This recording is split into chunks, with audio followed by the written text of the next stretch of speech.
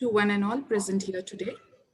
I, Anuja Palkar, Assistant Professor from School of Media and Journalism, welcome you all wholeheartedly on behalf of Dr. Vishwanath Karad, MIT World Peace University, Pune, to the third edition of Indcon, a revolutionary online conference between industry and academia to drive research and development policy reforms in India.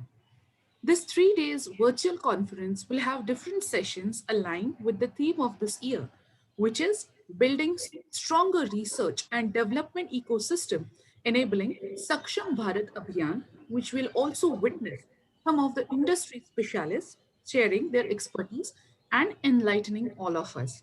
I now request my technical team to please relay the video of the theme of the event.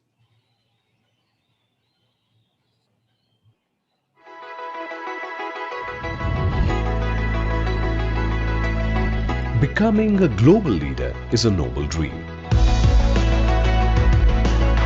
What is our strength as India? It is knowledge. The strength of a nation in the digital age we find ourselves in is governed solely by its research and development index. The speed by which technology is accelerating has been unmatched since the dawn of humanity.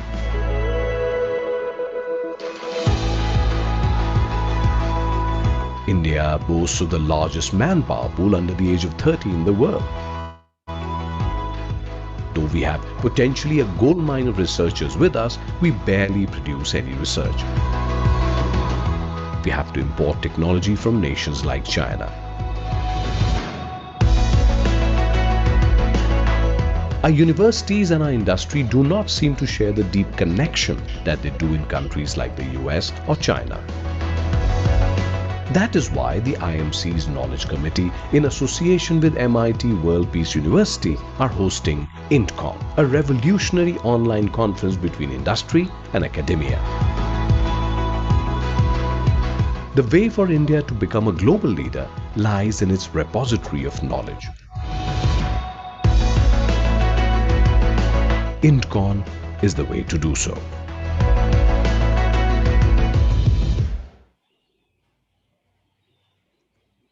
Thank you. Indcon 2020-21 is organized by IMC Chamber of Commerce and Industry under the leadership of Sri Rajiv Poddar and Knowledge Committee Chairman Sri Rahul V. Karad. I gladly welcome you all to this third conclave of the series focusing on Bengaluru and Chennai regions. As we go ahead, let me briefly introduce you to CIAP, that is, Center for Industry Academia Partnership, which was started with the intention to building collaborations with industry and academia to encourage the maximum potential and impact outcomes. This step is taken in the direction to develop innovative solutions through process-driven approach. It is indeed my deep honor and privilege to introduce Mr. Praveen Patel, the CEO of the Center for Industry Academia Partnership, who has been a pioneer in developing it and taking this initiative ahead by bringing a significant change in the university. After having a very successful deliberation in the first and second session of the day, we are now heading towards our third session of the day, that is best practices in R&D, India, and other top 10 countries in R&D academic institutions to strengthen research and development within the university. I now request my technical team to please relay the session video.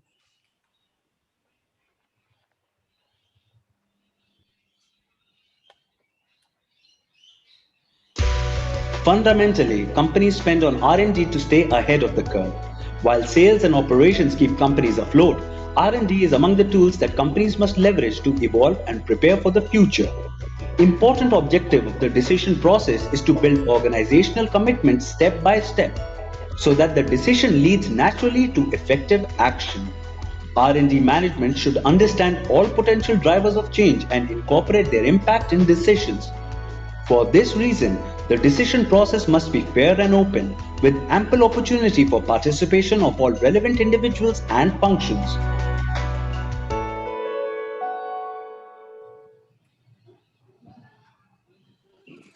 Thank you. Today, we are deeply honored to have very esteemed members on our digital dais. Dr. Yogesh Bhalerao, Professor, University of East Anglia, Norwich. We welcome you, sir. Mr. Pradeep Khanna, Director Asia, AR/VR Associations. We welcome you, sir. Sampurna Hegde, co-founder and Chief Innovative Officer at Bloom. We welcome you, ma'am. Dr. Bloom Bharat Value. Bruman. Yeah. Thank you. And as moderator, we have Dr. Bharat Chaudhary, Associate Dean, Academics, Faculty of Engineering and Technology, MIT World Peace University, as the moderator for the session. But before going ahead, I would request all the participants to post their questions in the Q&A section as the session progresses. I would now request Dr. Chaudhary to kindly take over the session. Over to you, sir. Thank you, Anuja. Good morning, good afternoon, good evening. Good morning, Dr. Bhalerao. Good afternoon, Sampurna and the audience, other panelists. Good evening, Dr. Pradeep Khanna. On behalf of MIT World Peace University and IMC Chamber of Commerce and Industry, I welcome all the eminent panelists and audience for this session on best practices in R&D, India, and other top 10 countries. Let me welcome Dr. Pradeep Khanna, Executive Director, Asia Pacific, and Sydney Chapter President and Global Co-Chair, Education for Global Virtual Reality, Augmented Reality Association. Let me also welcome Ms. Sampurna Hegde, Chief Innovation Officer of Bloom Valley Corporation.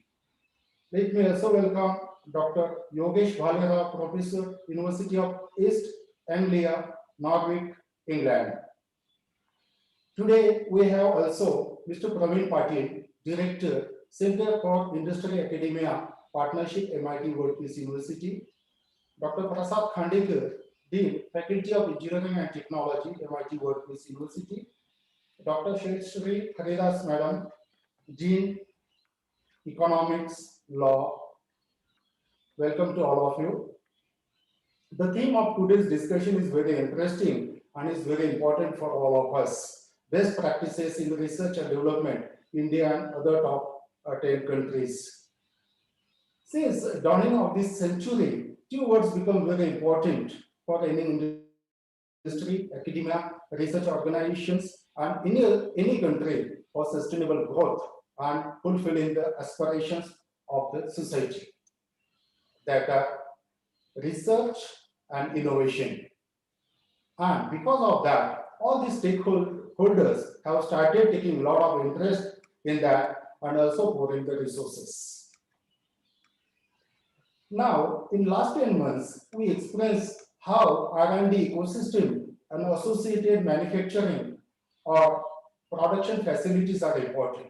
How many of us have used or known to sanitizer? How many of us used in our lifetime? How many of us were aware about PPE kits? But as a country, as India, many of these things earlier were imported from developed world and the countries like China. But the pandemic taught us how to make it. Just as an example, like there are several examples of this kind. Although the quality R&D cannot happen in a single day and innovation cannot come out as it is, it requires continuous, focused, and honest efforts in long run. Then only a real R&D can come up. Let me share some R&D spendings in a global context. The data is taken from World Bank. It's a little old data, 2018 data. Like top 10 countries, those who are in R&D are Israel, South Korea, Switzerland, Sweden, Japan, Austria, Germany, Denmark, United States, and Belgium.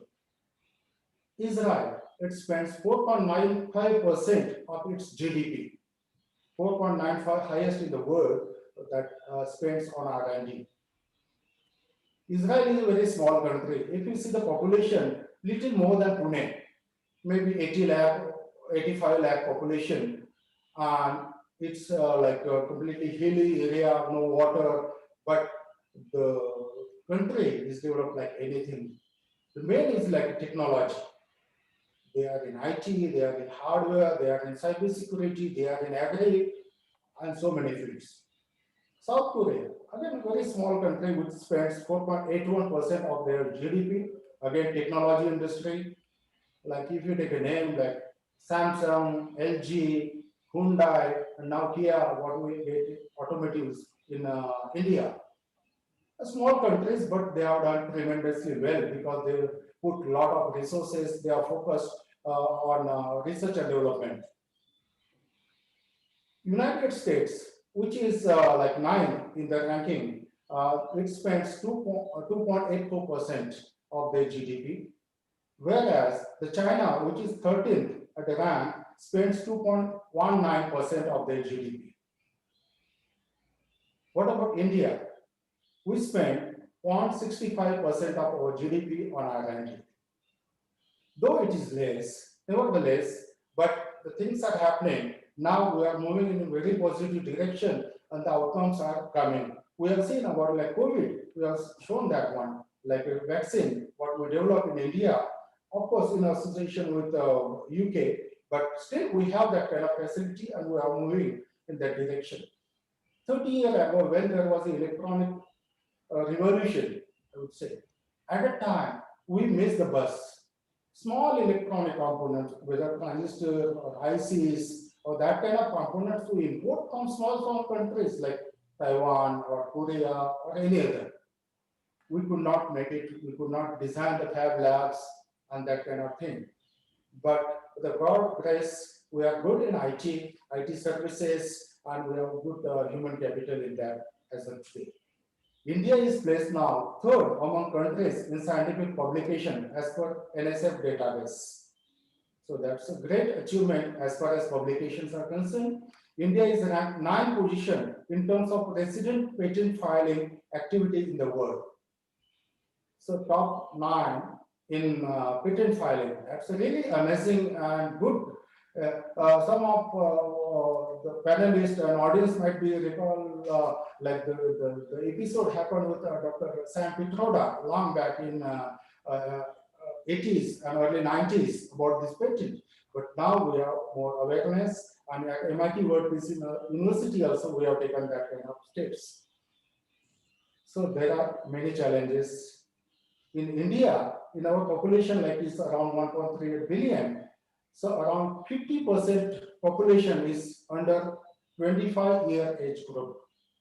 So really, it's like how to engage these millennials. That's a big challenge, but big opportunity also at the same time. More than 65% of our population is under age of 35 years. So challenges are there, but opportunities are also there. And with our good governance in last few years, definitely India is moving towards like one of the biggest economies in the world and targeting like 5 trillion economy by 2025, what our Prime Minister has envisioned. So that's why this session is very important for all of us in Indian context, how we can change what proactive steps we should take so that we can bridge the gap between academia and the industry requirement so that our GDP grows, our spending grows, and everything. Before we start our discussion, let me take the privilege to introduce our esteemed guests. Mr. Pradeep Khanna, joined from Sydney. Good evening, sir, again. Mr. Pradeep Khanna is Executive Director, Asia Pacific, Sydney Chapter President, and Global Co-Chair, Education for the Global Virtual Reality Augmented Reality Association. Pradeep is also founding member of IEEE ICICLA X-Reality for Learning and Performance Augmentation Special Interest Group and CEO of Global Mindset. He has 30 plus years of executive experience and has been a leader for IBM Australia, New Zealand, leveraging India, China, Philippines, Vietnam, Egypt, Romania, Brazil, and Argentina. He is adjunct professor in Australia, Singapore, and India. Pradeep is a regular speaker at international conferences, including at Vancouver, Sydney, Auckland, Seoul, Melbourne, Manila, Singapore, Kuala Lumpur, Beijing, Shanghai, New Delhi, Bangalore, Mumbai, and many other places. He is an acknowledged leader in emerging technologies, especially virtual, augmented, and mixed reality, and in education and education technology. Pradeep is on advisory board of number of companies. He has MBA from the Australian Graduate School of Management at the University of New South Wales, Australia, MSc Computer Science from University of Technology, Sydney, and IIT, and BTech from IIT Delhi. Thank you, Pradeep, for joining us from your busy schedule. Just now, I came to know that you are not well, but still you are joined. Thank you very much. I'm sure that our audience is eager to listen your thoughts. Thank you once again for joining. Thank you very much for having me. Welcome, sir. Next panelist is Ms. Sampurna Hegde. Sampurna Hegde is Chief Innovation Officer and co-founder of Bloom Value Corporation, an AI company that she recently started. Prior to this, she worked with IBM as Master Data Scientist. She comes with 25 plus year experience in the IT industry. She worked as software engineer, project manager, data scientist, and believes that technology can transform the life of people. Sampurna has been a sports person since the childhood. Went on to become an international throwball player. She won 15 gold medals for India and led the Indian throwball team as captain. Sampurna is also one of the board of directors in International Throwball Federation. She has been managing the health without medicines since last 28 years by practicing naturopathy, sports, food, and yoga. She believes that health is the most critical part of life, irrespective of the profession. Very true, Sampurna. Thank you for your precious time in joining us today. We look forward to hear from you how sports, diet, and yoga can contribute in enhancing the R&D outcome of our country. We have Thank you next very much. panelist, Dr. Yogesh Bhalera. Yogesh is working with University of East Anglia, Norwich, England as professor. He is well-known academician, researcher, and administrator for excellence. He is an enthusiastic engineering educator with adaptive style of teaching along with sizable research experience.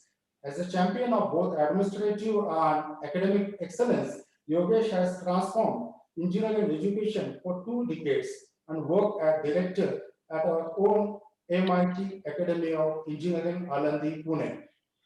A Fulbright Nehru Scholar, Fellow of Institution of Engineering and Technology, the Higher Education Academy UK, the Institution of Mechanical Engineers, he has been academically bright and a distinction holder throughout his schooling.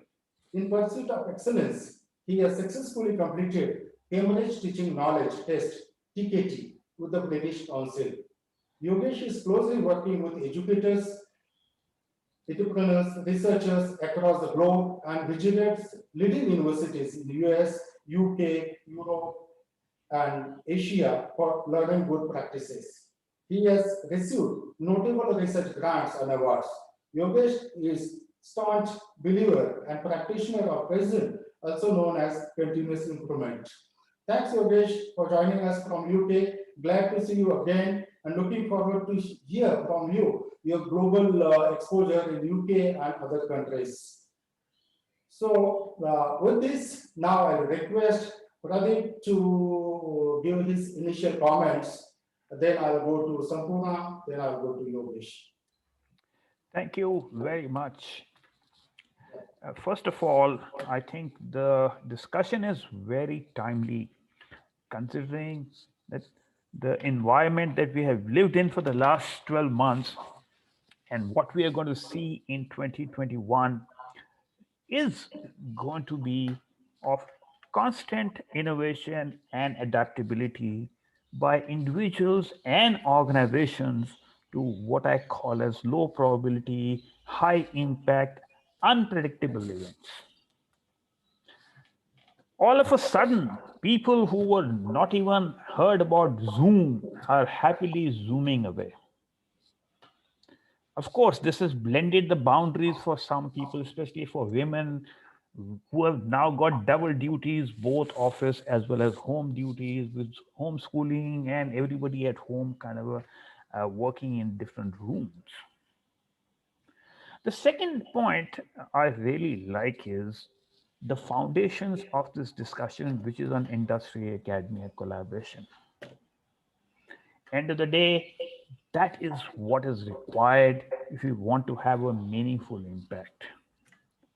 But coming specifically on to the theme for today, I see couple of dimensions to the topic. At one level, we are talking of innovation and research. So, are we talking of fundamental research? Are we talking of applied research? Are we talking about innovation and is that incremental innovation or is it transformational innovation? When we are we talking about sustainability? Are we talking about technology or are we talking about emerging technology? So obviously, all these things mean different things to different people and to different countries. When I look at it from Australia's perspective, and when I see that a country like Australia, which has a population of 25 million, which is less than a population of Calcutta, we have a heavily resource dominated economy. Our largest export over here is iron ore, which gets more than $100 billion. We also have coal, which gets almost about $80 billion. But along with these hard commodities, we also have services exports like tourism, which get about $30 billion, education, which gets about $20 billion. So when I look at a country like Australia, where 80% of the jobs are in the services sector, so when I compare that with India, and when I look at here is a population of 1.2 billion people, where services at the most account for 50% of the GDP. Although India has made a very transformational name for itself in the services landscape worldwide. So, what do we focus on if we are sitting in Australia? What do we focus on if we are sitting in India? And herein comes the question that it is not only a question of, which areas do we focus on, but also it's not simply a question of industry and academia. It is of getting together different stakeholders, which includes government, which includes industry, which includes academia, which includes venture capital, which includes startups, and everybody else. So, you know, at a very, very 100,000 feet level, you know, one has to be clear in terms of which part of the innovation and research team, do we want to focus on, and which part of this do we have a comparative advantages. And this is very interesting also because when we look at India, over the years, our advantage has been the low cost of skills. In Australia, for example, the minimum wage is $20 an hour. But when I compare that with what is the minimum wage in India, so then you start looking at the dynamics. But at the same time, while Australia can focus on to niche areas like maybe leveraging on the research activities and innovation into mining sector, in agriculture, or into areas like emerging technologies, India cannot do that. India has to have a very wide base. And that's where it comes down to, where yes, technology has to be the forerunner. As we see what is happening by 5G today, that is going to be transformational. But at the same time, we have to have the focus on manufacturing because that is the employment multiplier. So, my key message in the beginning is that yes, you know, we need to look at the comparative advantage of different parts or wherever our strengths are and go for those. And yes, we will have to have a combination of both incremental innovation.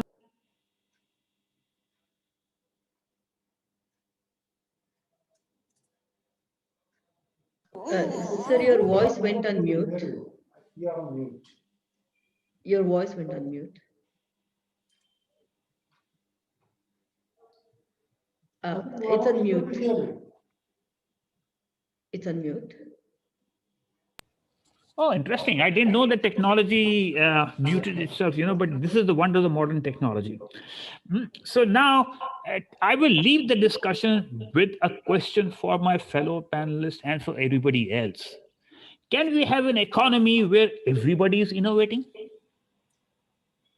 So, with that, back to you. Thank you, Pradeep, for very nice insight and the starting the new thinking process. Like what is the comparative advantage as far as India is concerned? You are absolutely right that we cannot focus on everything because we have already missed the bus. Now we have to prioritize the areas. What should we do? Where we can involve and engage our capital or our human manpower so that we can grow further. Thank you for your initial comments. We'll talk in detail at a later point. Now I'll go to Sampurna for your comments. Thank you very much. Thank you all here for giving me an opportunity. If you don't mind, can I share my screen? Sure. Thank you.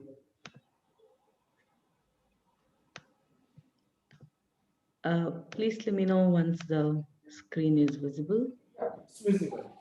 Thank you. Okay.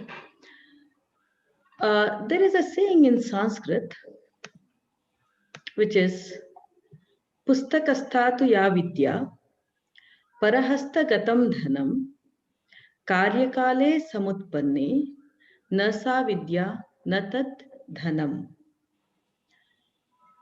The meaning here is any knowledge which stays in the book, but if it does not help us when we want to really utilize that particular knowledge, it's a waste. And the same thing goes with the money. How much ever the money that we have, when we really when we are really in need of money, if it is not in our hand or if we can't use that money, that means it's a waste. And now let us turn this into R&D. Instead of pustak, I would say R&D. Any R&D that we do, it has to help somebody. It can help either the same person to build and productize the knowledge that can be used by many other real users of that knowledge, real users for their benefit, whatever be the kind of benefit. It can be the industries, it can be the end users, or anybody. And even if it is not really getting into the productization phase yet, it can become a good reference where a lot of other people can get an understanding of this R&D and take it forward for providing the benefit to the society. So this is a little thought when it comes to R&D for me. Let me pause here, right? So what exactly is R&D? That's the first question comes to our mind. R&D is research and development, all of us do understand. It's an ongoing process of investigation that looks forward to create new things. And here I split the word re and search. When we say research, it is somebody has searched already, but they were not able to find something useful. And now another person is getting into the research, which is re and search, and find a meaningful information that can help the society. The systematic investigation into and study of materials and sources in order to establish facts and reach new conclusions. So this is what I understand from research. There may be multiple definitions possible. And when it comes to R&D and industry, that's a major topic for today. When it comes to that, based on my experience and a lot of knowledge that we could gain from the industries and who are the experts, first thing that I understood is in R&D, what is most critical is defining the problem statement. What is the problem that we are trying to solve? As Mr. Prasad said, Pradeep said, do we need to do R&D for everything, or should everybody get into the R&D, or should every single area do we need to do the R&D? That's a question. And then when we get into R&D, we need to define what is the problem that we want to solve.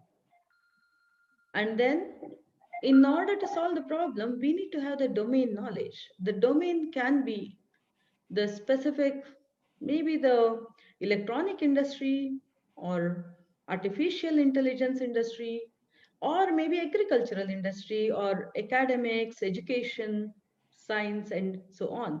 There are multiple domains. The person who gets into the R&D need to gain expertise or to understand how the SMEs in that particular industry work.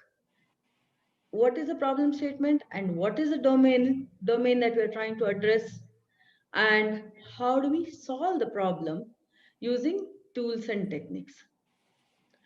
And why is it important to have the industry and the academicians coming together to really getting into this R&D? The answer for me, correct me if I'm wrong, in my mind, the problem statement can be defined by the people who are actually going through the problem, not by a third person, right? And who can really talk about that? Who can talk about the problem statement? It's the industries. It can be agricultural, public sector, government, financial, historians, or maybe even language specialists who do R&D in specific to the languages also. And once we have the problem statement, it's important for us to understand the domain and understand how the current subject matter expert in that area are approaching the problem and why they are not able to solve the problem, or what are the complexities involved and what are the best practices which has been already being used yet it is not truly solving the problem. And then we get into the R&D phase to really address the area which is not tried earlier. If we keep trying the same thing what is already tried, we may not really come up with a solution. Rather, we have to try something differently, innovatively, or maybe using different methodology, possibly, right? And the third one leads to the problem solving technique. Again, we need to really understand what are the tools and techniques used. Uh, for example, olden days, we used to use the postcards and letters to communicate, saying that I'm safe here, and nothing to worry, I'm in Bangalore, and parents may be in some village, and we used to communicate through the simple letters. And then comes the email system in 90s, where everybody started sending mail, and we don't need the letters anymore. The telegram has died. The postcards are Only once in a while somebody may use, but the new age generation has totally forgotten what is postcard. If you say postcard, then they'll ask, okay, what is that? I've never seen that, right?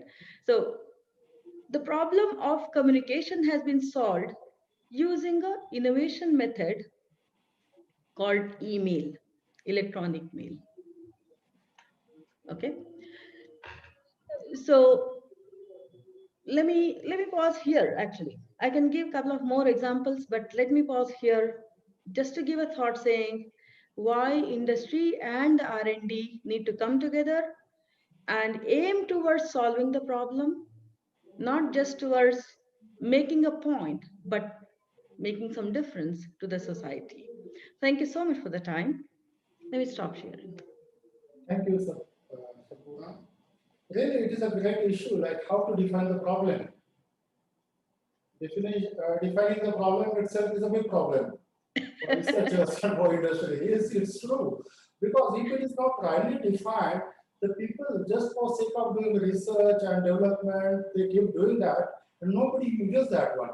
Say, for example, like we academicians, we write papers, research papers in journals, but many times they are not at all cited. Nobody reads that paper of no value in that. Just for biodata purpose, yes, that's fine. But Yeah. defining the problem and solving it, how to solve it optimally, that is very important. The domain, as Pradeep also mentioned, that what to select, what not to select, how to prioritize, that is really a great challenge. Now Yes. I'll go to Yogesh for his initial comments. Yes, thanks, Professor Bharat Chaudhary. Uh, so basically, I was just keenly listening to other two speakers, and they are having excellent industrial background. But I'm basically academician in my entire career, and I have worked in industry earlier, but mostly I will talk from the academia side. And of course, I'll talk on academia side, but from the global prospect, whatever exposure experience I'm having after working in different universities and visiting different universities across the world. Before that, I just want to talk about my university. Currently, I'm working in University of East Anglia, and recently University of East Anglia is making news for the two things. One important thing is one of our alumni, Dr. Michael Houghton. He got Nobel Prize for his research in vitamin C, hepatitis C virus. And another important news University of East Anglia made, again based on research, one of our alumni, Dr. Sarah Gilbert, who is basically heading Oxford vaccine project, and this Oxford vaccine actually seen the day of light, and it is in administration stage in many countries now. So that is where I'm currently working in University of East Anglia, which itself is established in a research park, and it's 20% university academic building, but 80% research area, research parks, and a lot of research establishments are the part of this particular establishment, including the big hospital where a lot of research about hepatitis and so many things happen. And UK is hard heated by the pandemic, we know, and there were a lot of challenges about oxygen, and so many professors here, as Professor Bharat Chaudhary said rightly. Many solutions we found which we were even not knowing earlier that whether they are there and not. Initially, you may be knowing that there were problem of oxygen cylinders and ventilators in the first phase in late April, and there was a lot of research happen here, and I was part of that. And our solution of one of the wall was actually accepted by one of the hospital and saved a lot of lives there. So that is a history which we saw last year. But as far as UK is concerned, what I have seen in UK after Brexit, UK is having large plans to attract talent across the world. Okay, and they came up with a global talent visa, and they said that if you are having innovative ideas, come to our country. We will give you free visa. We'll give without job also you can come, and you just innovate UK. And the prime minister is continuously talking about artificial intelligence, data science, and so many things. And they are very proud of their research because they always talk that their research is global, and that is what their main USP. If you see in all UK government communications. I was in US last year for my Fulbright fellowship, and I have also seen that US government is also having similar agendas of inviting, and so many countries. Definitely, I know Australia and Canada also they are having a point of view, and they are also inviting a lot of talent world over, and that is basically for innovation. So I think when we talk about R&D, I think we should also add I in that, because R&D is historically we are listening, but when we add I in that, so that is basically innovation. Uh, yes, when we talk about industrial age, in industrial age there was a raw material like coal mines, and some raw material used to be there, and people used to get that raw material, and then that country used to, in colonial days, Britain, they take all our raw material, and they say saw the industrial age. But today what is happening is that after industrial age, everyone is talking about the economic development, and today we are in a knowledge age. And when we talk about knowledge age, our raw material is our student basically, and that students are basically in high schools and universities, and that is the main change which is happening. And I think that is why India is at advantage. That is why India is advantage. And when I'm very happy that Professor Bharat talk about the millennial students, but we are now even out of the millennial student stage, and we are one stage ahead. We are in Generation Z now. So Generation Z is basically all the students who born after 95, and they are having a total different characteristics. And when we are saying that we want creativity, critical thinking, communication, these are the 21st century skills. So how these students, and how to teach to these students, and how then bridge the industry academia gap. Uh, just a thought, when we talk about industry and academia relation, I think industry academia relation is threefold. And when I was student, industry academia relation was mostly limited to some industrial visits or some industrial speakers, and largely placement. Okay, but world has changed a lot in last so many years. And when I'm on another side now as a faculty, I see that industry academia relation is not only related to few of such activities, and it has come a large way. And I'm very happy to see that when I talk about UK and other countries, at the same time in India, the most important thing which I'm happy is basically the type of autonomy academic institutions are getting, and government is aggressively proposing and uh, bringing new schemes which actually accelerate the autonomy process. And this is very important, because unless and until academic institutions will not be autonomous in their decision making, in their governance, they cannot really bring industry people also on board. They cannot change their curriculum, and they cannot really think out of the box for solving the problems of the future. And this is very important. So what I see is that there is a connection between industry and academia in three lines. One is social responsibility, what Sampurna was telling. Yes, problems of society, then only there is an impact. There is no point in solving the theoretical problems. What you're saying, I fully agree with that. So one is social responsibility.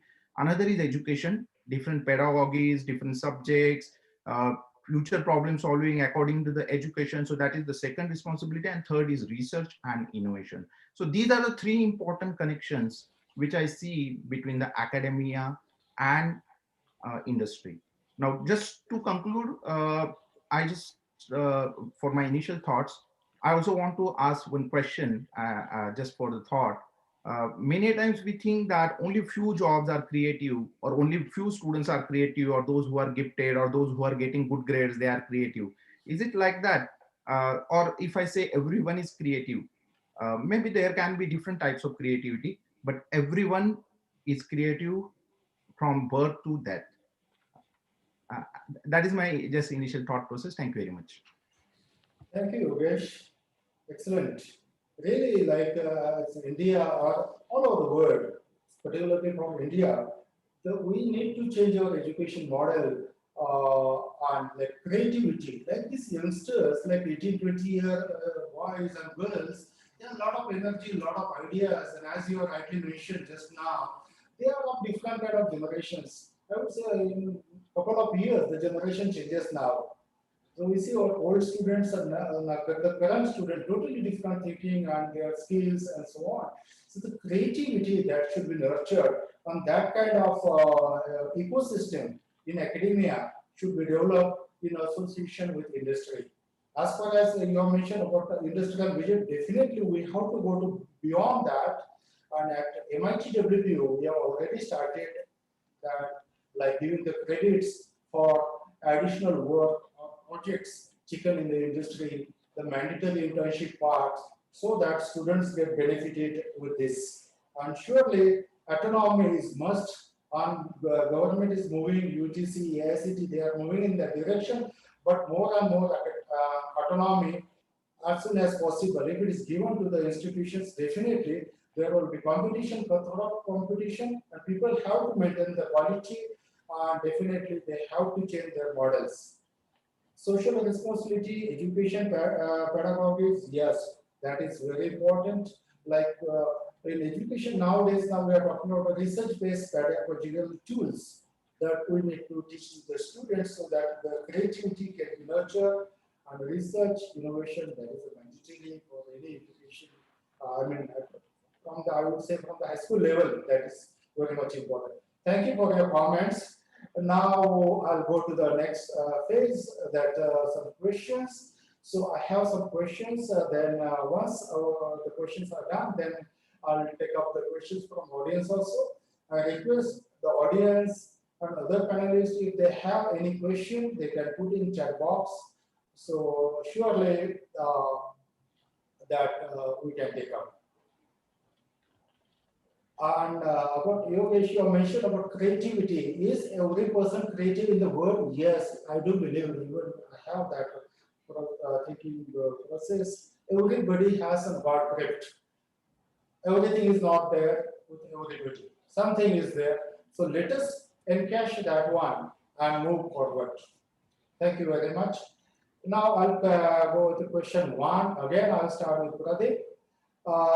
The question is that what are your views on industry academia collaboration and its role in creating best of the research and development initiatives in India?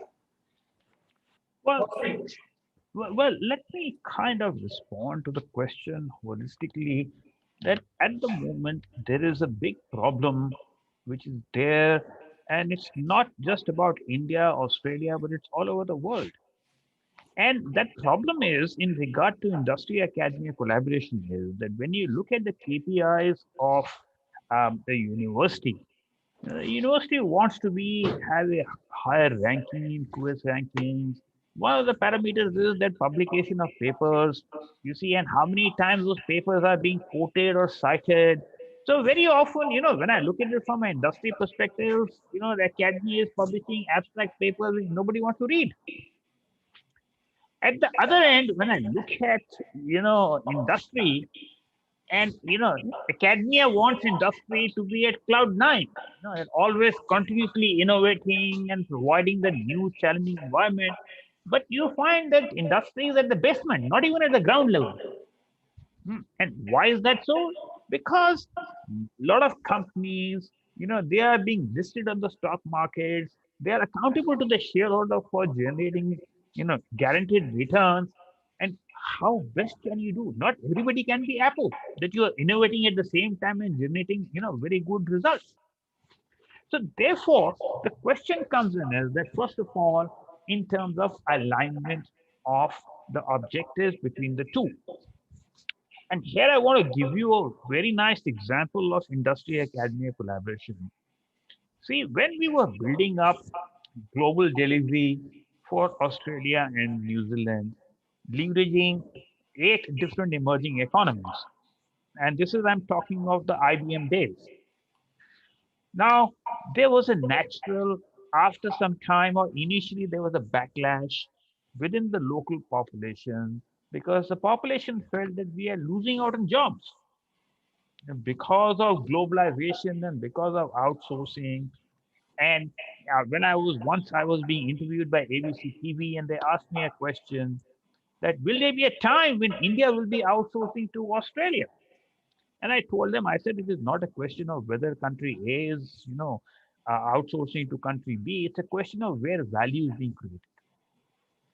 So anyway, in that particular context, so we had a challenge that how do we, offer competitive prices from within Australia, and at the same time, have this positioning of providing local services. So what did IBM do? We partnered with Ballarat University. Now, where is Ballarat? Ballarat is a small town, outside in Victoria, close to Melbourne, so as to say.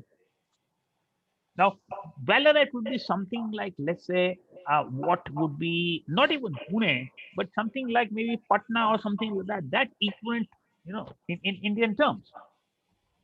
Now, what IBM did was we set up a research lab at the University of Ballarat. We also started training up people for providing skills. Now, that did two things.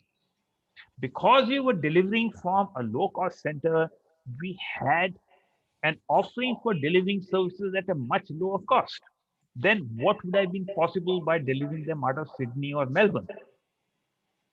Number two was that it led to a development of a skill set, which was in constant demand in the technology area.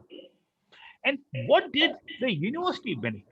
The university and the area benefit in terms of getting access to worldwide research, creating an innovating environment, as well as employment for the region. Now, this is an example, and there are lots of other examples which are available of industry academy collaboration. Now, when I look at the Indian environment, I'm from IIT Delhi, and the IITs and the IIMs are there. But the really, I mean, when I look at the own initiative that MIT has in terms of a focus center for industry academia collaboration, I say, wow, this is absolutely fabulous. But this is not just the only thing which needs. There are a couple of other, pieces of the puzzle which need to come into play. What's that every university has a research wing, but probably they also would be having a research commercialization wing. Most universities also have an incubator or an accelerator for a startup ecosystem. The question is that are these all linked?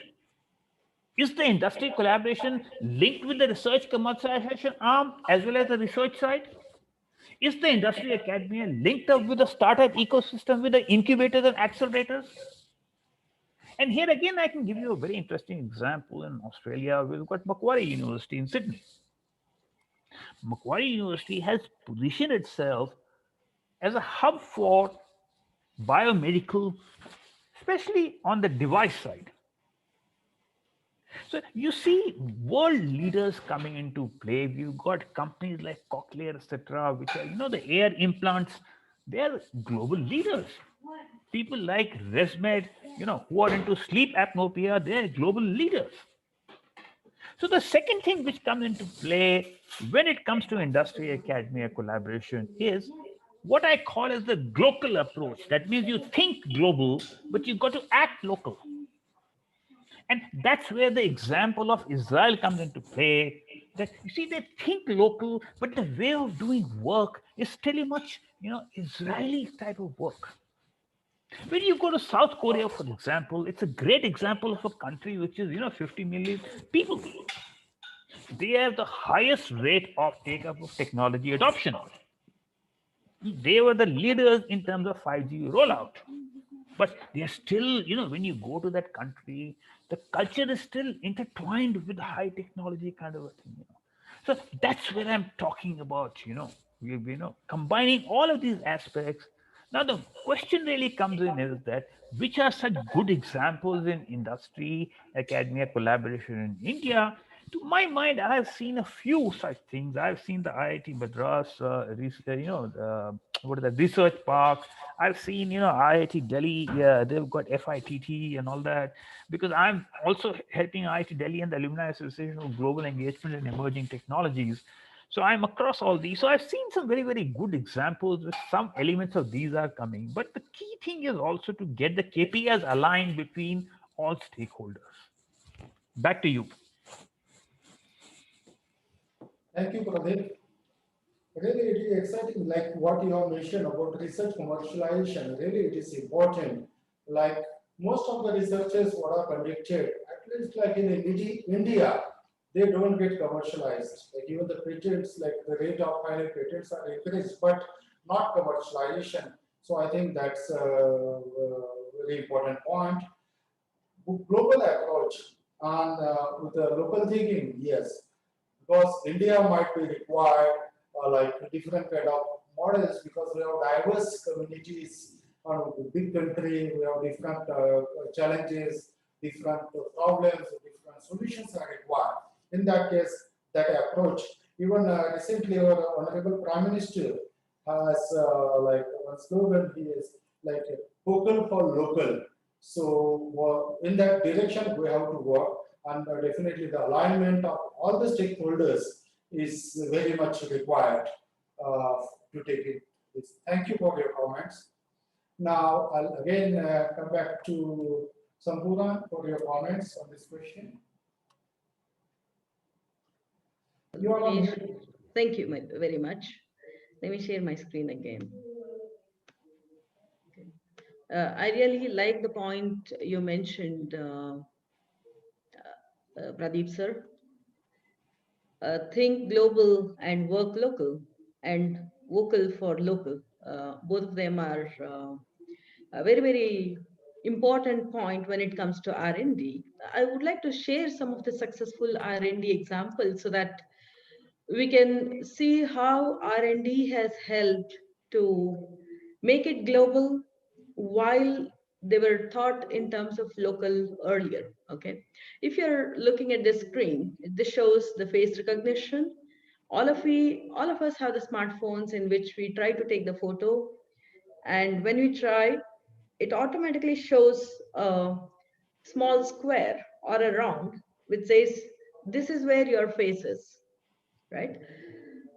And how does a camera understand where is a human face automatically? So there is a machine learning which goes behind this R&D activity. And it is not an easy one. This is invented by Dr. Arun Hampapur. He is the founder and CEO of Bloom Value Corporation, but this was done as part of IBM research during his tenure. I think even before, sorry, when he was in his PhD also. Okay. And how is this helping the society? That's a question, right? Why do we need to know where the face is? Possibly it's a fun for a normal person, right? However, this particular feature has been adapted in Manhattan streets of New York as a first application, then many other applications later. Now, if I post a photo in my Facebook, as soon as I post, based on the facial recognition, Facebook automatically says, this is your friend so and so, and gives a name and says, do you want to tag? Wow. So the invention that can scale for multiple years is really amazing, right? This particular face recognition would have been done maybe in early 90s or mid 90s. I don't remember the exact date when it was done. But now we are in 2020, 21. It is used in every single mobile phone and every single application, social media application. So think global applies here. And think local applies here because it recognizes us. We are the human beings. We can use it on our hand. At the same time, it can scale it to across the world. Just another example. I hope all of you watch cricket, right? And in cricket, we see the ball tracing,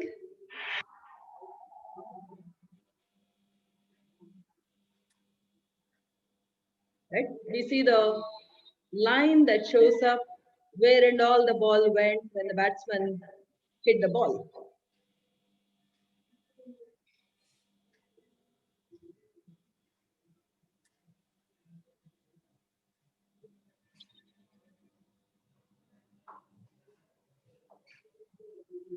Interestingly, India won the recent cricket match,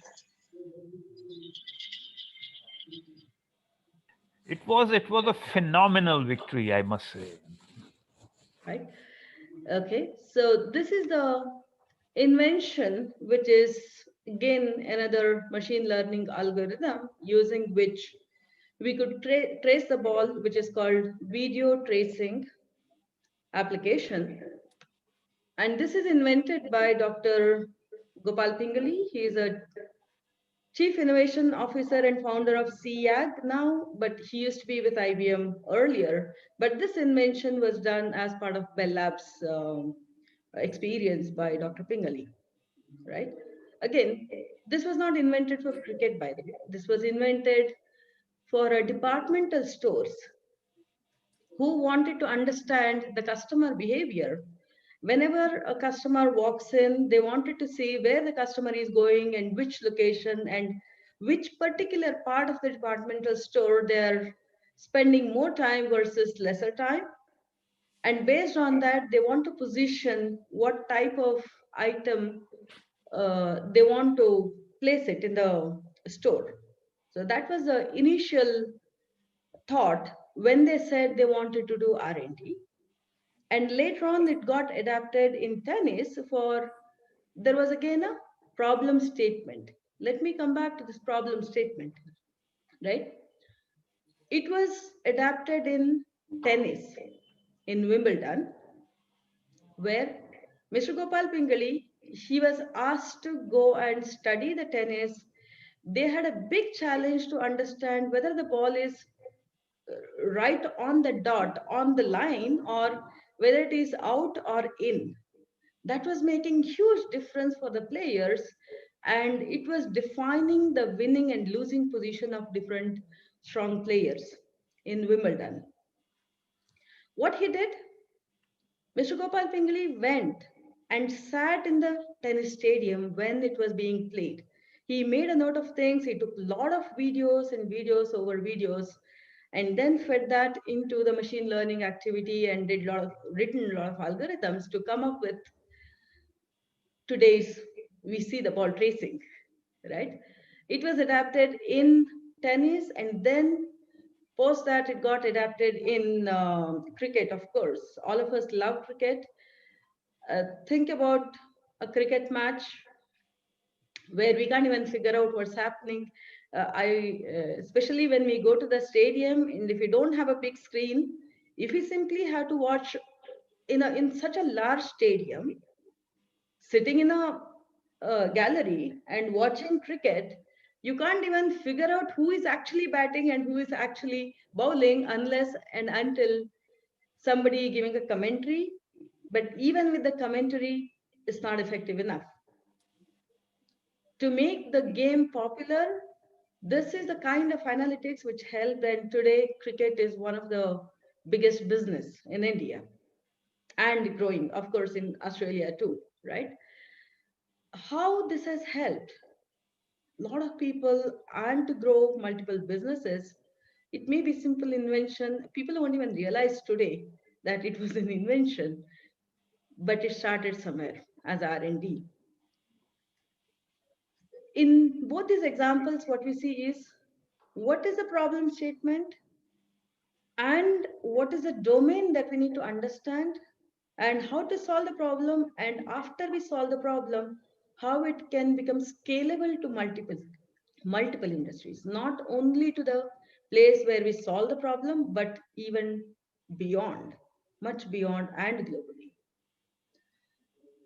So that's why who gave the problem statement here is not the inventor who defined the problem statement. It is the industry who defined the problem statement. In the ball tracing area, the problem was defined initially by the departmental store who were facing the problem. And the researcher went and understood. They sat literally with the SMEs and tried to understand what they are going through and why there is a problem and what problem do we need to solve. So that's where the industry can truly guide the researchers, and researchers can put in their mind and then solve the problem using the right tools and techniques. Once again, tools and techniques that is already used should be considered, and the researcher needs to go beyond. That's where the R&D can truly help and change and transform the life of society. Let me pause here.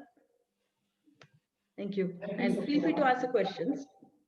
Thank you very much. Like a new dimension you have given, like machine learning is really playing an important role in the technology and in the society. I mean, it's going to contribute much more in days to come. Scalability, yes, it's very crucial for a country like us. Like any application, we think about like a scalability because we have to get it to the masses. So that's really is important.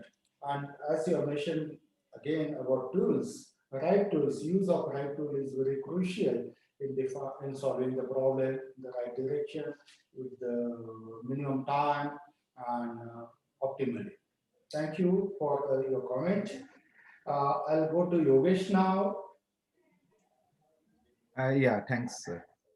So basically, I was listening to Mr. Pradeep and Sampurna, and I also agree with one point of thinking global and acting local, or global thinking and local impact. And that is what higher education institutions across the world should look forward, and especially in India, that is very, very important. And the problems of the society are basically the local people, that is regional, and that is very important because many times we think globally, but it is a habit of simply just neglecting our own problems which we are having, which are surrounding us.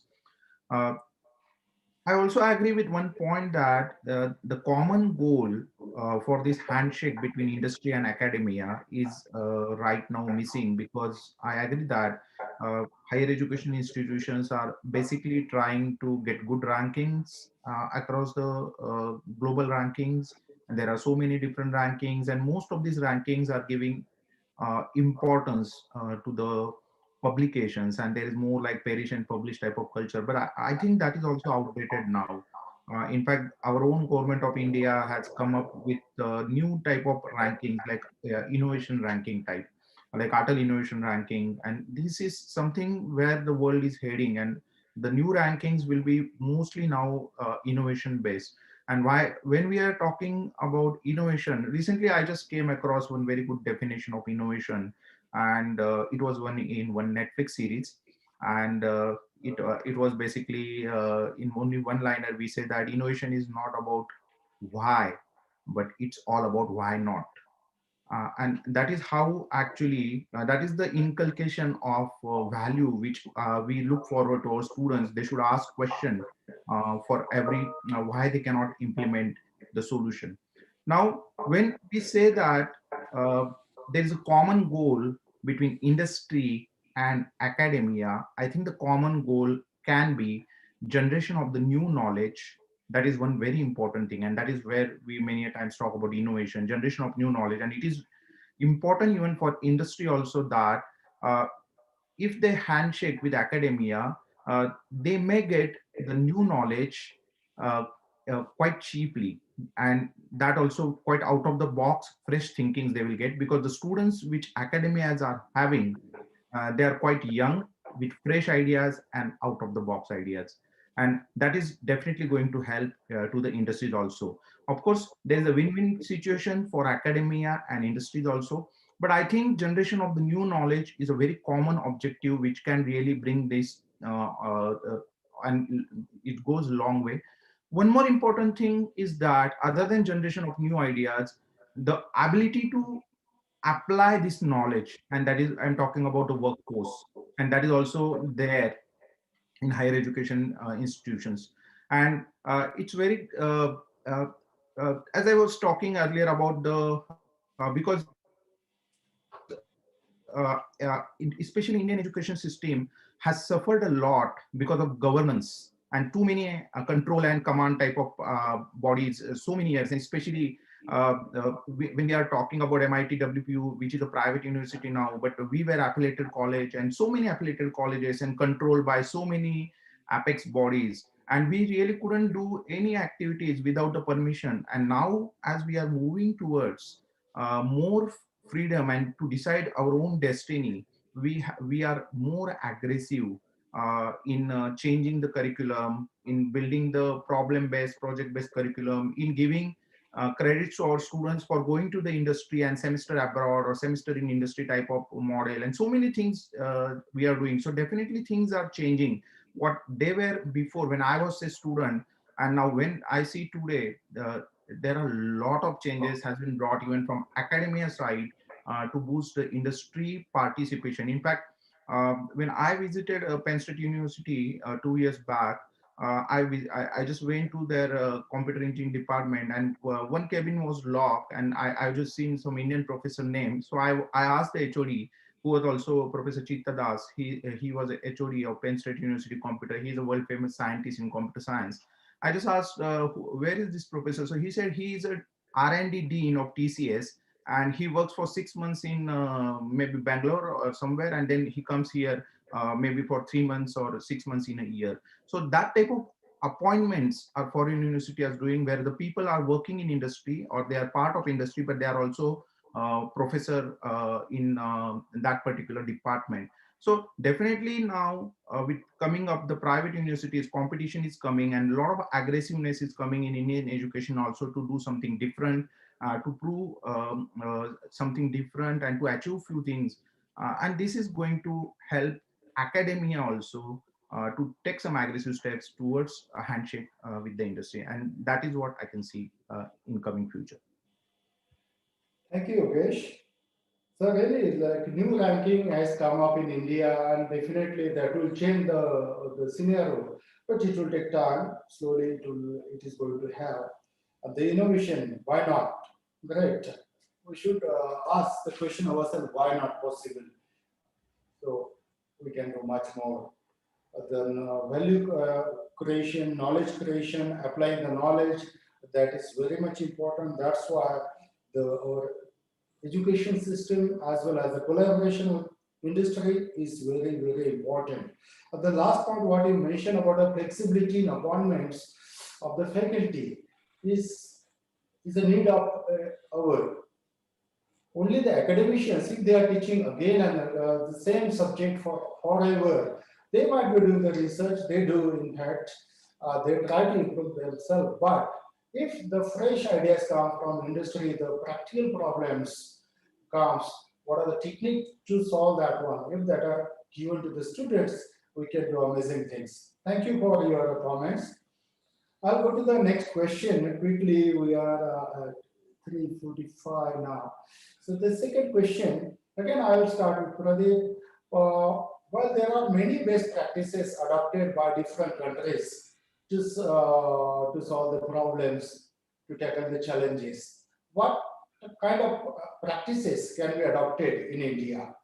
You know that Indian context, our limitations, our own challenges, what type of practices can be adopted, and what are the challenges?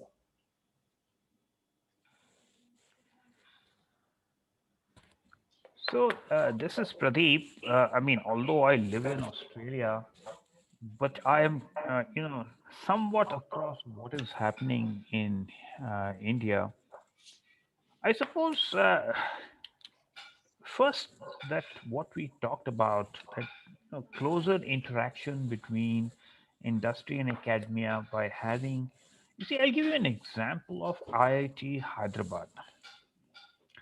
IIT Hyderabad is one of the later IITs. There were the initial core five IITs, and now the number of IITs is 23.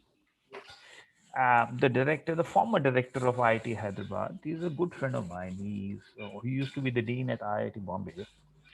IIT Hyderabad was set up as, or he positioned IIT Hyderabad as a research institution, which meant that almost about more than 50% of the intake was people going into postgraduate. Number two was, what he did was he offered what is called single credit courses, which is now, in terms of micro credentialing, etc., has become, or micro learning has become very popular all over. But more importantly, a student could ask for a subject from anywhere across the spectrum. He didn't necessarily have to be suppose somebody is doing into say material science, he didn't necessarily have to ask something about engineering. He could ask about, I want to do a course in some liberal arts subject, and they got faculty from all over the world to come and deliver those single credit courses. Now, just imagine the kind of exposure or the creativity which is kind of which is happening in the kind of industry, and most of the people coming and teaching the single credit courses, almost more than 50% of them were from industry. I'm myself a adjunct professor at IIT Hyderabad, IIT Gandhinagar, Management Development Institute. These are some of the institutes in India. But you see, this is one of the ways that I see fostering closer collaboration between industry and academia, and to make flexible pathways. And I think the new education policy which has come out in India is very much supportive of this kind of because you remember the times when MOOCs came out. I happily used to say I was actually the first one to have a thought leading discussion in Australia about MOOCs in 2013. We used to call MOOCs 2013 as the year of the MOOCs, and we called 2014 as the year of the backlash against the MOOCs. Because there were such high dropout rates. And when that MOOCs happened, there was a whole lot of discussion about disruption in the higher education sector and how different universities or higher education institutions will start kind of positioning themselves that either are we focused on to more industry oriented, are we going to become a research oriented. So I think thereby comes the question is that I think an higher education institution has to decide, where is the focus that they want to do, how important is industry academia collaboration, offer a very wide range of subjects, as well as, like I said, linking research with research commercialization with startup. And some of the examples that I find is look at Ashoka University, which has come up, north of Delhi. Now, Ashoka University again is a very classic example of they've taken the liberal approach, but they've also, gone about getting industry involved. Look at Bennett and Coleman University, which is coming up. And there's another university which has come up in Gurgaon, which is got the faculty all by industry. So these are some classic examples, where industry academia collaboration, and I think there is no one rule which really fix all, but it's a question of how well or which part of the spectrum do you want to position yourself, and where are your core strengths, and you act accordingly.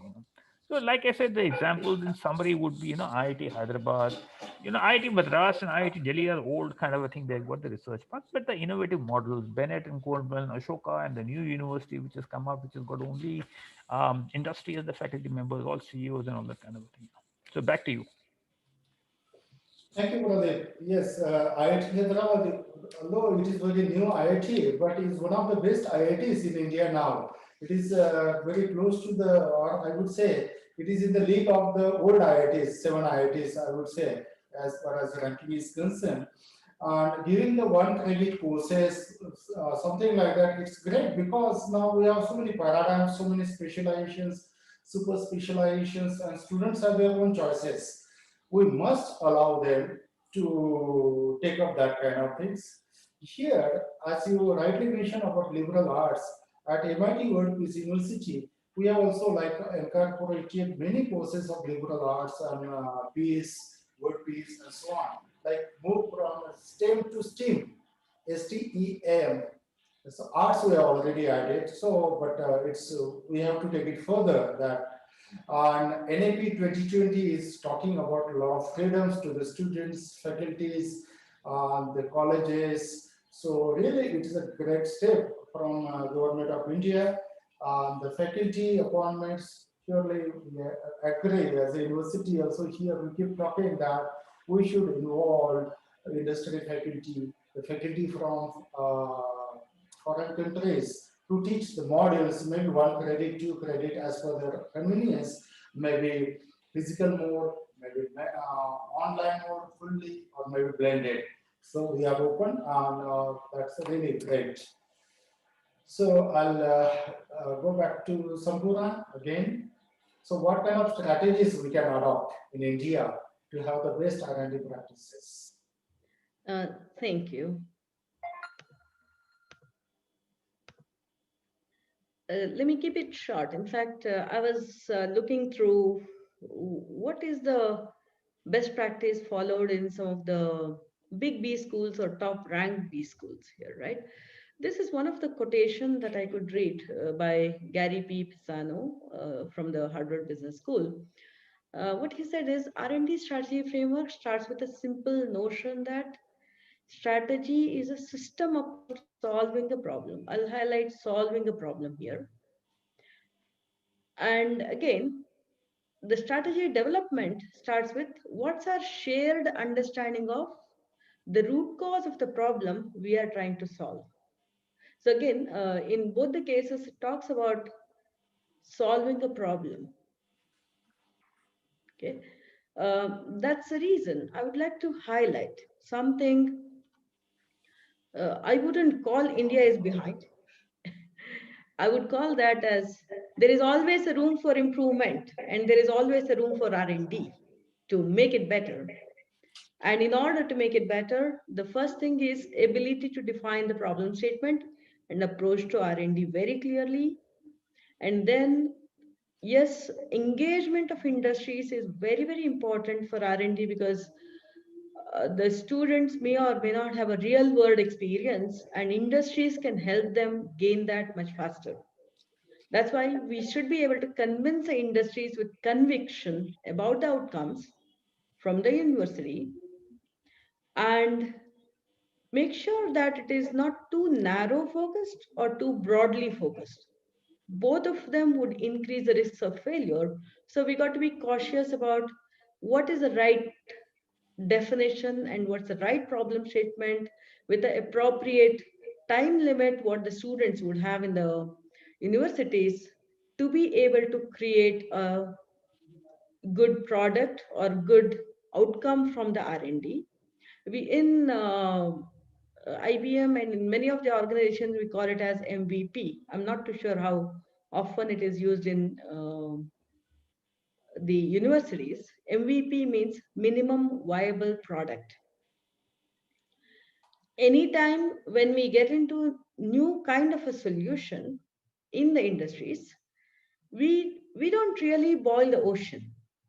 We say that okay, let's start small, let's try with a toy example first, and then let us try with a very very minimum features, yet it is impactful that can prove that this kind of a technology is adaptable and possible, and then we can add feathers to it. So that's what is MVP technique. We can always look forward for such kind of a definition of the R&D scope.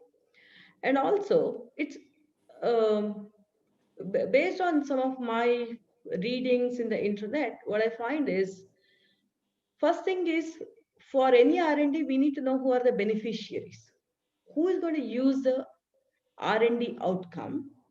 And the second is funded R&D is much more successful as opposed to the non-funded R&D or individual or a self-funded R&D, because many a times, since it is R&D, we may not know what is how much fund we really need in the beginning of the R&D. We don't know.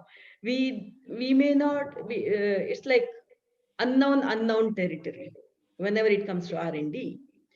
That's why if it is really a beneficial one and industry is supporting with their amount of funding they have in their industry, it's going to be a lot more successful who can support for the end-to-end outcome of the R&D. It's always better to go to them. And also it's important to have the person who is getting into R&D to have some working experience in some industries. I'm glad uh, Bhalerav has worked in the industry and then he got into the education sector. And also I heard from Mr. Pradeep sir saying there are some colleges universities who are adapting to have the industry experienced people to come and teach in the universities, which is a great development.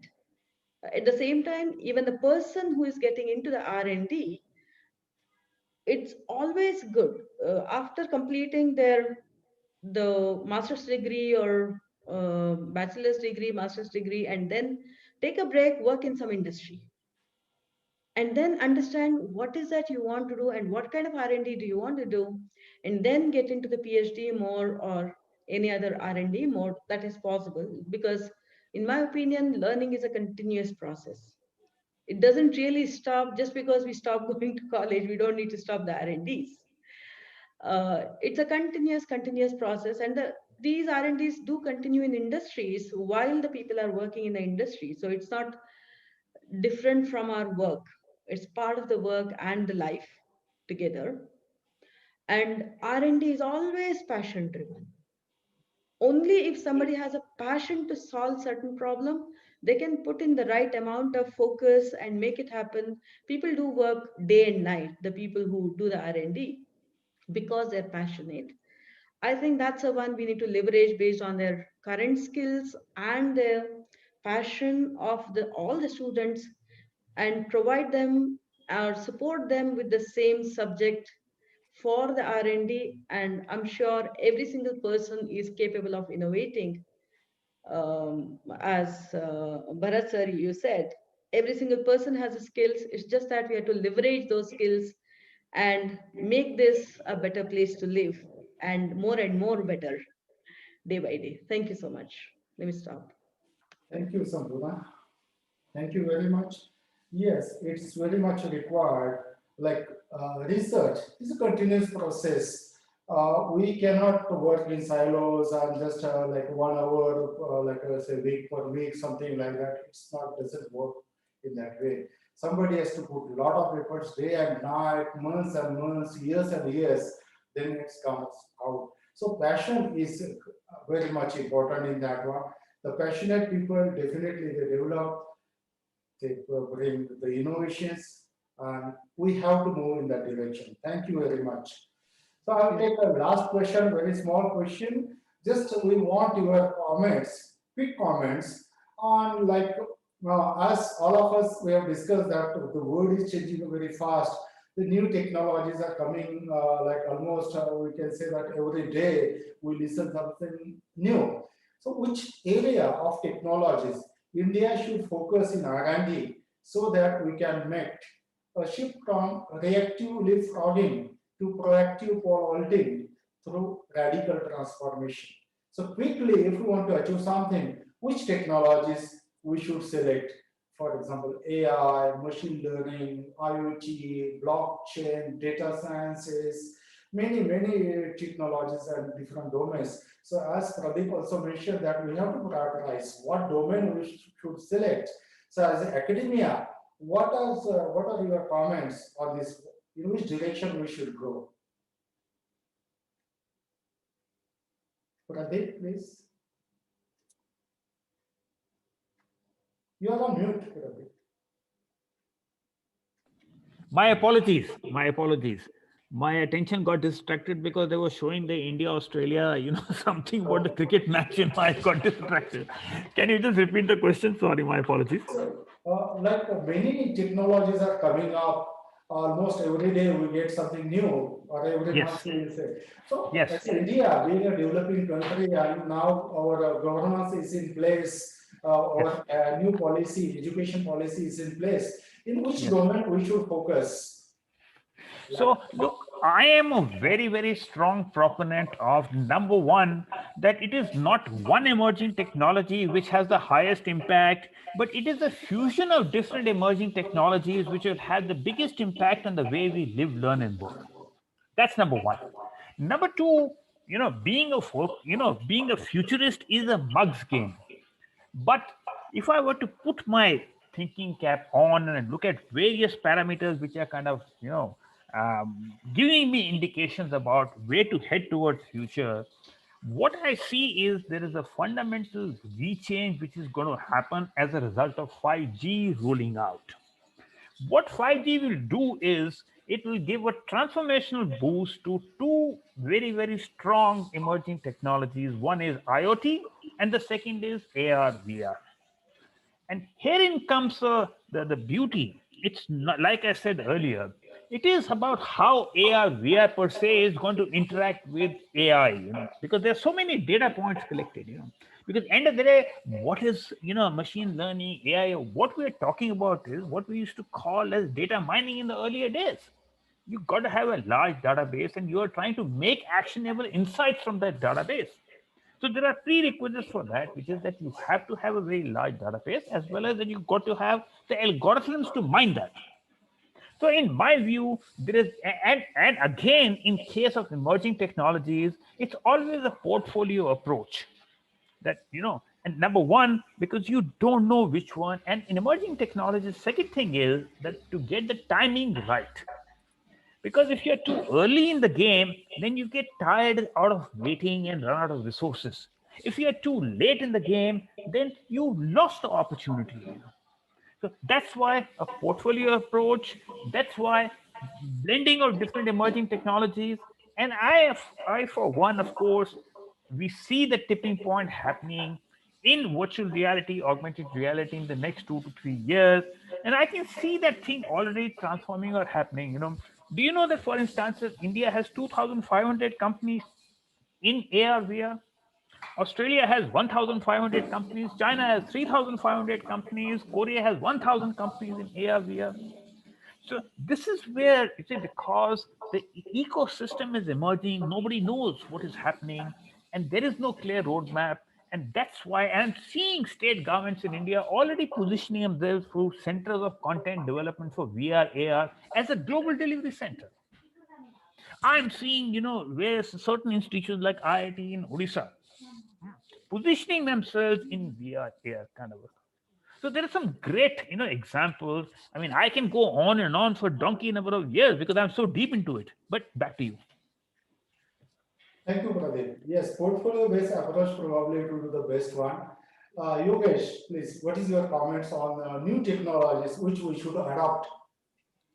Yeah, thanks, Professor Bharat. So basically, in connection with earlier question and this question, I just want to first quickly give you some examples what is happening world over. And if you talk about UK, in UK we are having one Dyson Engineering, and the model of the Dyson Engineering got recently degree awarding status from government. And this is something they are basically industry, but they can recruit few students who will work in Dyson industry directly in industry, and parallelly they will also deliver some sessions curriculum also to them, and at the same time they will work on Dyson industry projects, and after 3 years they will get a degree. So that is what is happening. There are two more excellent institutions which those who are really thinking towards technology and problems or technologies which are emerging, which we are discussing here. There are two new institutes which are emerging in London, and that is London Interdisciplinary School and TEDdy London. Now, they don't have any particular courses. When students are going to take admissions, all the students, they are going to work on the problems of the world. Okay. and they will work on the problems, various problems, and they will learn while they will work on the problems. Whatever is required, they will learn, and after 3 years, they will get a degree. And this is again, TEDI is a basically three university in the world, best universities from Australia, US, and UK. They came together and they formed this TEDI London, which is a new initiative in the higher education. And of course, we are having two more initiatives which are there. One is in US, and that is Olin College, and another is in Finland, and there is Aalto University. So my point here is that we can't we never know that pandemic was coming, and pandemic came, and suddenly some new businesses came. Okay, and we were not knowing that digital technologies will, or MOOCs will again come some get some importance. Okay, because people were thinking that online learning is not good 2 years back. Okay, now we don't know what are the problems tomorrow. So what we really required is definitely industry 4.0, different technologies, what you mentioned are reference. But what is we really required is the problem solving skills. What is we required is a student who are going to become the professionals or future of tomorrow, who are having exposure of problem solving, to work under pressure, have a knowledge of different diversities, have a knowledge of different cultures, and who can solve the problems. We can't know today what will be the problem tomorrow. So it's very difficult to say that this technology will be useful tomorrow, or that technology will be useful tomorrow. What is really required is we should teach them to respect each other's culture. We should teach them ethics and good practices in research, what is very important, and that is where our liberal education comes into picture. And on academic side, one important thing I want to suggest for Indian higher education is basically this is I have seen in Europe, UK, and even in US also, that there should be a clear distinction between those, especially those who are traditional type of universities and not these new initiatives. There should be a clear distinction between faculties in terms of research and teaching. So if you see world or good universities, there are two types of faculties. One type of faculty, they are basically called as academic teaching and scholarship, and their major job is teaching. And another type of faculties are academic teaching and research, and they are called as ATR type of faculties. And this is there in US and all Europe and UK universities. Now, in Indian education, we call these research faculties as professor and associate professors, but unfortunately, the research mandate is not very clear, or that type of mandate has to be clear. And going forward, this is going to really play important role. And that is my submission here. Thank you. Thank you. Can That's I just add? good. Can I just add one Yeah, point please. to Yes. the previous speaker mentioned? And see these models of having 3 days classroom training and 2 days industry training, that is 5 days in a week, are pretty common models across the world when you want to get a higher level of industry academia collaboration. But that does talk about very close interaction, because that is not possible if both of them are acting in a separate kind of a model. Another thing is that if I were to give you the example of STEM, which has got over the years it became steam, and from steam it became stream, or whatever the current flavor of the month is. So the question really is that, you see, what is it plus STEM plus what else is the flavor? The question is, it is not about STEM plus something else, but it is how do you get the process of design thinking, higher order thinking into the core areas of STEM, etc. Is when you are making the workforce, or when you're making the students more work ready, which will push up the industry academia collaboration. Sorry for butting in, but just giving you some comments. Thank you. Thank you, Pradeep. So, project-based learning, yes, that we have to have that one. And the division of faculty, like teaching faculty, research faculty, that is very important. And we should have that kind of things. And definitely, just now, what Pradeep has added, design thinking, high level thinking, so that any kind of problem, what Yogesh you are talking, that can be sorted out. If the students are trained in that way, so that problem automatically get mitigated. Uh, Now I'll go to Sampura. Just last comment from Sampura. Then Thank you very much. Let me keep it short. What we need to foster is people's passion and people's vision. As universities, that's my humble request. People may have knowledge in the agricultural area, people may have knowledge in art and science area, or they may have knowledge in data science, whatever be that. What they're passionate about, that's a place where they should be given a lot of support from the universities to do the R&D and make their own mark in the society. And the R&D is always unique, something that is not achieved earlier will be achieved in the future. That can be helpful for the society. Thank you so much. Thank you, Satura. So I think it's like 4:10. So I'll conclude. Thank you, panelists, for joining us. So the conclusion, what I feel that the research is a continuous process. One has to pursue with a passion. That is very much important. Select the right problem, right tool, and try to solve it. So you have to prioritize. We cannot explore everything now because we are already late. Now we have to be in a league. So we have to pinpoint some areas and try working on that one at higher level. So priority is important in that. Global with local thinking. Yes, that we need to do that one. And that is a mantra, I would say, for India, because we have the human capital, we have the ecosystem in place now, which is getting in place. So it would be really useful. Innovation and flexibility in faculty appointments, whether industry faculty or adjunct faculty or retired professionals, yes, that they would contribute a lot. Design thinking to tackle any kind of future problems like pandemic. We didn't know, nobody knew in India in last Jan also. We knew at the time, but we did not think this is going to happen like 1 year will be like close, something like that. Nobody imagined. So we need to create the manpower or train the manpower in such a way that they can take up such kind of problems and they will give the solutions.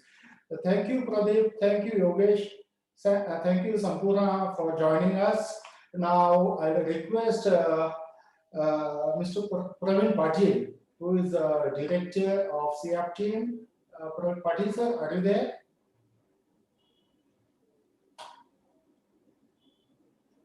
I think probably he might be busy with some other assignments or meetings. So thank you. Anuja, do you want to come in?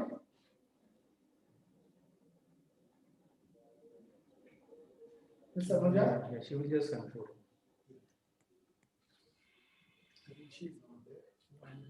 In any case, while they come, so a lovely morning, evening, day in your part of the world, enjoy your breakfast, lunch, dinner, evening tea, whatever it is, and a goodbye from Sydney. Bye for now. Thank you very much. Thank you. Thank you, Dr. Bharat, Pradeep sir, Yogesh sir, and Just a the minute. entire MIT WPO team. Mr. Jain Sate sir is concluding from CRP. Yeah, this is Jay Sati. Am I audible?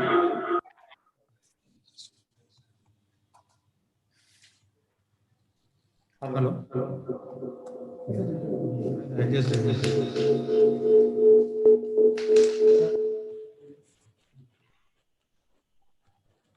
This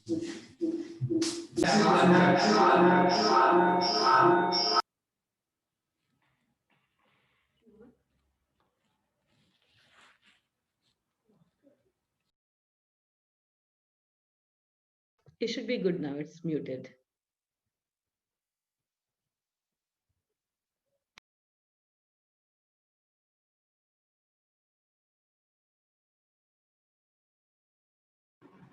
Sir, please unmute. Please. Yeah.